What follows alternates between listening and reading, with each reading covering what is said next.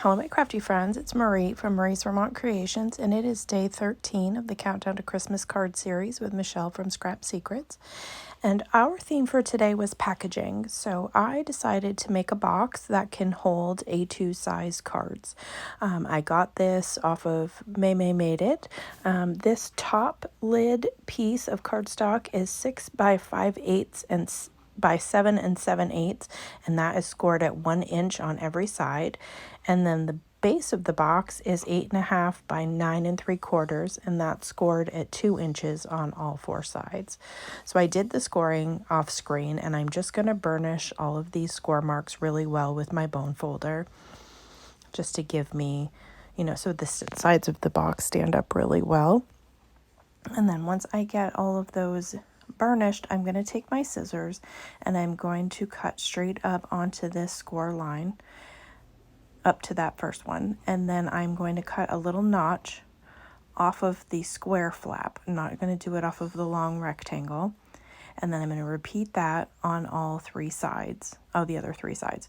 And then for the lid, I do that, but on the squares in the corners, I notch it on both sides. So I'm just going to continue doing that. And while I am doing that, I just thought I'd talk to you a little bit about the series. So I appreciate everyone watching my videos. If you're new, I welcome you to my channel. If you're returning, thank you so very much. I greatly appreciate you, watching my content. I really do truly appreciate it. And anyone who leaves comments, I do read them all and try to respond to every single one. So the theme, like I said, was packaging. So I thought that doing this would be a good way. I know a lot of us crafters make a lot of cards, and I don't know about you, but I can be terrible about sending them out or giving them away. So I like to sometimes give them as gifts. So this is a nice way to do that. So this series has 25 projects, 2 a week on Mondays and Fridays.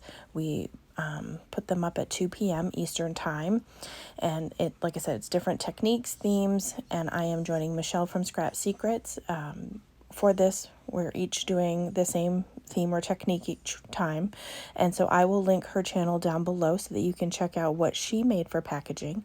I did go over a lot of different ideas, but I don't think this is anything I've ever made on my channel, so I figured it would be something a little bit different. I will be doing a giveaway at the end of this series. I will select a random video to select from those comments. I'll put them in a randomizer and pick one. So the more you comment, the more likely it is that you might be entered into the drawing. So that's just a little bit about the series.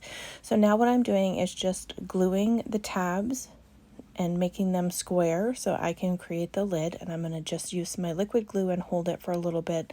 This doesn't need to be, held for a really long time for it to adhere. If it, you really wanted to, you could add some like clips to it to give it, so it holds it for you, but it's really not necessary. By the time I'm done and hold it for this is in real time. I haven't sped any of this up. So just pressing it for that length of time. Once I make sure that the corners are good and square, pinching it for a little bit and then moving on to the next one. And then you do the same thing with the bottom of the box. So you could do this essentially for any color theme or, event. If you wanted to give them, like say you were giving somebody birthday cards, a set of birthday cards or sympathy cards or a variety pack, you want to coordinate your box to the cards that you've made, you could certainly do that. This one I made without any cards particularly in mind. That's why I went with the generic kind of embellishments and things for the top of it, so I could use it essentially for anything, any holiday cards that I wanted to give out, because I make them and I don't always send them, so I have plenty to gift.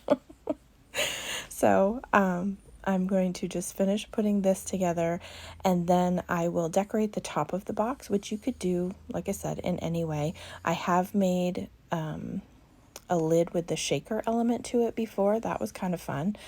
But for this one, I'm just going to use pattern paper and ephemera and stickers to decorate it. There's actually no stamping in this whatsoever. So the pattern paper that you see right there with the little ornaments on it is, I believe I cut that down to 5.5 by 4.5. And I just had to make sure that the top actually fit the lid, that I didn't, or that the top fit the lid. Yeah, that made a lot of sense, Marie. That the lid fit the bottom. So you gotta give it a try, because sometimes I've been known to mismeasure and screw things up. So that worked out perfectly. So I'm just gonna adhere this pattern paper to the top of the lid, and I will flip it over and press it from the inside so I could get more pressure once, of course, I get it lined up, because of course I put it down crooked, because why would I not?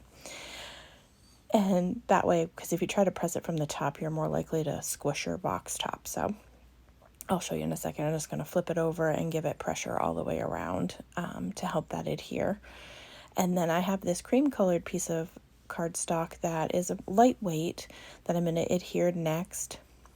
And if I thought of it, I would have decorated this first and then added it on, so that way if I wanted to put some ephemera hanging off of it, I could trim it off, but I make it work in the end. So this one is a 1/2 inch shorter all the way around, just to give me a border so you could see that pattern paper underneath. And then I am going to run through these very different ephemera pieces that I pulled out and stickers and see which one I think I want to go with. I had several options because I wasn't quite sure what would go well with the pattern paper or if it might look silly. So I had this frame and this tree, and then I had a round frame and a different tree, and I tried a few different things. In the end, I settle on that that is Santa Claus. The Santa Claus, the word joy from that sticker pack, and a snowflake that I will cut in half to make it look like it is, kind of more happening off of the screen. Like I cut it down like I'd originally intended, but got so excited and I just glued everything down because I thought the full snowflake was just a little bit too much for the area of cardstock that I was trying to decorate. So once I decide what ones I'm going with, I will get everything glued down. Now the sticker does have adhesive on it, and I do have to add a little bit of liquid glue to the end of the J and the Y to get it to lay flat. I probably should have just put adhesive on all of it, but I just ended up doing those little bottom sections to make sure that it would hold down. And then I'm just adding my liquid glue to Santa, and then I will add the joy and cut the snowflake in half and add that to the upper right hand corner of the panel.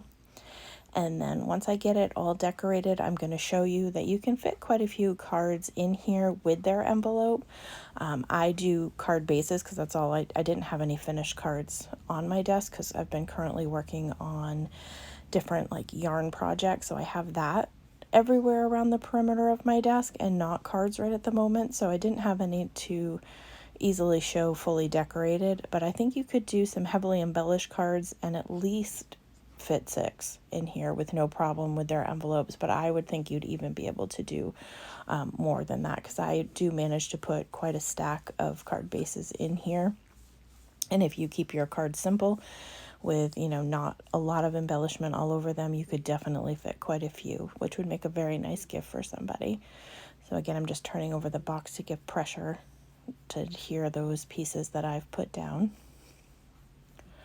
And then here's just 2 card bases, and it's a really big box, so you can see that there's a lot of room there, and put the lid on. And then I decided to see, how many more could I fit in there, because it is a deep box.